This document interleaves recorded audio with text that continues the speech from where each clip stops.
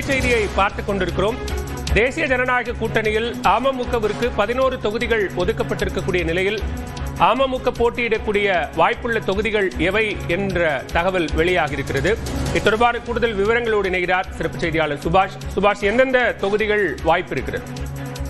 இது ஒரு உத்தேசமான ஒரு தகவல் தான். அவங்க அம்மா மக்கள் முன்னேற்ற கழகம் விரும்பி அவங்க கொடுத்திருக்கக்கூடிய பகுதியாக சைதாப்பேட்டை சென்னையில இருக்கு. அதே போல திருப்பத்தூர் மாவட்டத்தில் இருக்கக்கூடிய திருப்பத்தூர், அதே போல காரைக்குடி சிவகங்கை மாவட்டத்தில் இருக்கு. அதே போல மன்னார்குடி தொகுதி, பெரியகுளம் தொகுதி, ஒட்டப்பிடாரம், பூந்தமல்லி, நாங்குநேரி, திருவையாறு, மதுரை மற்றும் மணச்சநல்லூர், இந்த 11 தொகுதிகளுக்கான வாய்ப்புகள் இருக்கு.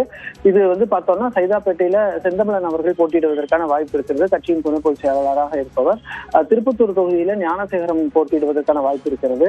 காரைக்குடி தொகுதியில கடந்த நாடாளுமன்ற தேர்தலில் போட்டியிட்ட தேர்போகி பாண்டி இந்த தடவை போட்டியிடுவதற்கான வாய்ப்பு சாத்தியக்கூறுகள் இருக்கு. அதே போல மன்னார்குடி தொகுதியில காமராஜ் அவர்களும், பெரியகுளம் தொகுதியில் கதிர்காமு அவர்களும், ஒட்டப்பிடாரத்துல முன்னாள் சட்டமன்ற உறுப்பினர் சுந்தரராஜன் அவர்களும், பூந்தமல்லியில ஏழுமலை முன்னாள் சட்டமன்ற உறுப்பினர், அதே போல நாங்குநேரியில இசக்கி அவர்களும், அதே போல திருவையாறுல வேலு கார்த்திகேயனும், மதுரை மாவட்டம் மேலூர்ல ஆசை தம்பியும் போட்டியிடுவதற்கான வாய்ப்பு இருக்கிறது. மணச்சநல்லூர்ல ராஜசேகரன் அவர்கள் போட்டியிடுவதற்கான வாய்ப்பு இருப்பதாக தகவல் வெளியாகி இருக்கிறது. இது எல்லாமே உத்தேசத்தின் அடிப்படையில் சொல்லக்கூடிய தகவல் தான்.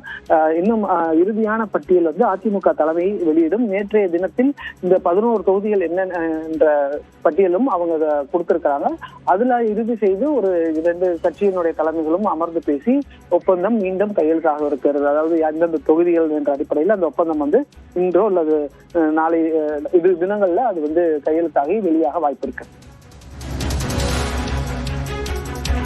விவரங்களுக்கு நன்றி சுபாஷ்.